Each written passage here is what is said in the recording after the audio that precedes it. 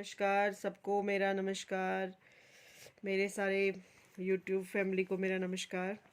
कल आपने मेरी वीडियो देखी, आपने लाइक नहीं किया, सब्सक्राइब भी नहीं किया। चलो कोई बात नहीं, कोई बात नहीं। आप मेरी नेक्स्ट वीडियो को प्लीज़ ज़रूर सब्सक्राइब करें, लाइक करें। कल हमने बात की थी बच्चों की पढ़ाई के बारे में, तो आज भी मेरा टॉपिक जो है वो बच्चों की पढ़ाई के बारे में ही रहेगा।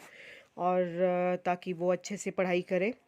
और आपको मैंने बताया था कि वेस्ट साउथ वेस्ट में आपने क्या करना है कि ये इस डायरेक्शन में बच्चों की बुक्स रखनी है। और अगर अब ये बात ये आती है कि ये डायरेक्शन फाइंड आउट कैसे करनी है, तो उसके लिए आपको कंपास लेनी है। और कंपास आपको घर के सेंटर में रखनी है, घर के सेंटर में रखनी है। और उस कंपास को आपने 8 की तरह घुमाना है। जैसे हम 8 लिखते हैं ना, वैसे ही आपने उसको घुमाना है 2-3 टाइम्स, ताकि उसको डायरेक्शंस को जो फाइंड आउट करने में थोड़ा टाइम लगे। आपने ऐसे 8 बनाना है उस कंपास से 2-3 बार। फिर उस कंपास को आपने घर के सेंटर में रखना है, और सेंटर में रख के फिर वहाँ से आपकी डायरेक्शंस जो हैं वो निकलेंगी।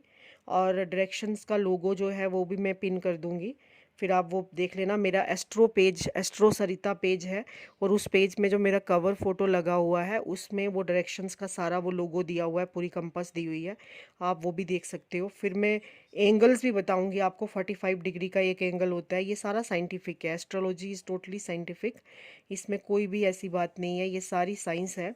और 45 डिग्री का हर एक दिशा का एक एंगल होता है, और उसी इतने ही डिग्री में उसमें आगे फर्दर डिविजन्स होती हैं। और 15 डिग्री का फिर से एक एंगल बनता है, और उस 15 डिग्री में आपने, जिसको हम वेस्ट साउथ वेस्ट कहते हैं, वहाँ पे आपने टेबल लगा के बच्चे की बुक्स रखनी है। दूसरी बात ये आती है कि बच्चा जो है अपने टेबल पे स्टडी टेबल उसका रखो, उसकी चेयर स्टडी टेबल रखो, और टेबल के ऊपर आपने सरस्वती माँ की फ़ोटो रखनी है।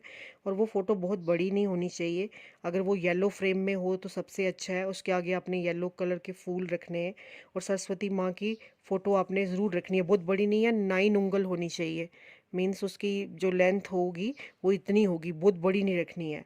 और सरस्वती माँ की वीणा आपको अगर नहीं मिलेगी तो आप मेरे से कांटेक्ट कर सकते हैं। सरस्वती माँ की वीणा जो आती है, क्योंकि वीणा का रखने का ये है कि माँ सुरों की देवी हैं। माँ का, सरस्वती माँ का वास जो है वो हमारी जीभा पे है। और सरस्वती माँ, क्योंकि आपके बच्चों की पढ़ाई में भी वो सुर जो है वो पैदा करने के लिए, कि इसलिए हम वीणा का प्रतीक, वीणा की पिक्चर भी, अगर अभी एकदम से अगर आपको वीणा की वो जो है अवेलेबल नहीं होगी, तो आप वीणा की पिक्चर एक वो भी फ्रेम करा के अपने बच्चे के टेबल पे रख सकते हैं। सरस्वती माँ का फ़ोटो अपने बच्चे के टेबल पे रखना है। चांदी का गिलास मैंने बोला था, उसमें पानी डाल के, उसमें थोड़े से चावल डाल के वो अपने उसमें रखने हैं। एक स्टील की आपने बड़ी कटोरी लेनी है, और उस कटोरी के अंदर पान का पत्ता रखना है, और पान के पत्ते के ऊपर आपने 3 चुटकी हल्दी रख के वो बच्चे के पास रखना है। बच्चों के साथ इस टाइम जो सबसे बड़ी प्रॉब्लम यही आ रही है, क्योंकि ये सब चीज़ें साइंटिफिक हैं, ये कोई टोटके नहीं है, कोई ऐसी बात नहीं है, बिकॉज इसमें साइंटिफिक रीजनिंग है। जैसे कि मैं बात कर रही हूँ कि आपने पान का पत्ता लेना है, तो पान का रंग जो है वो ग्रीन है।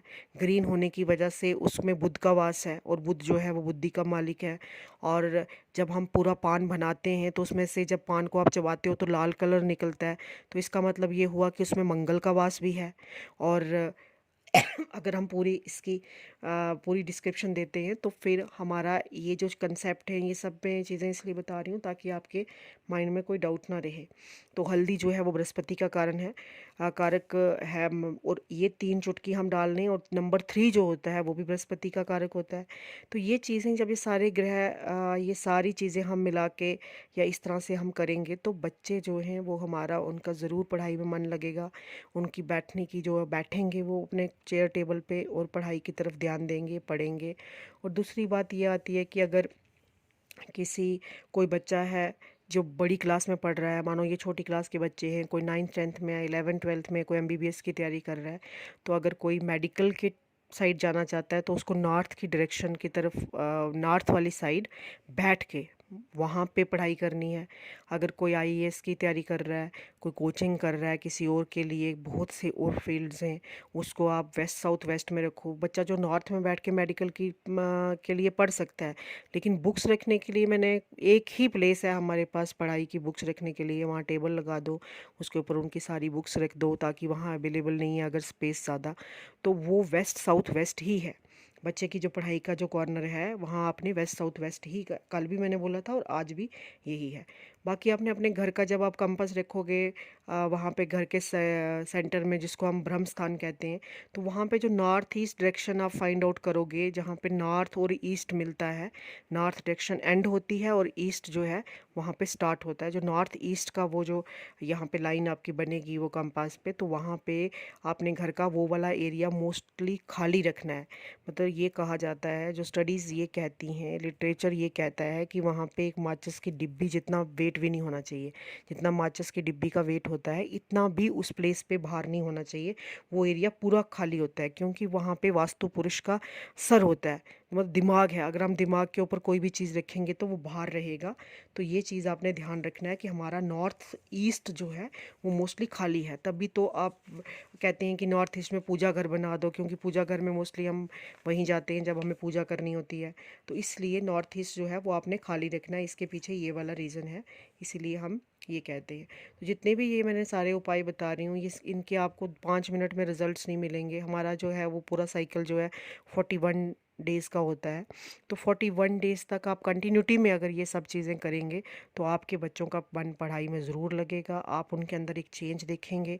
और ये जो है ये फिर आप उपाय आप बार बार करते रहेंगे, जब उनका ध्यान पढ़ाई में लगना शुरू हो जाएगा।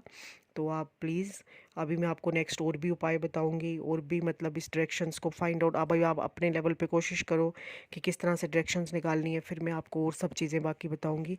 Thank you very much thank you.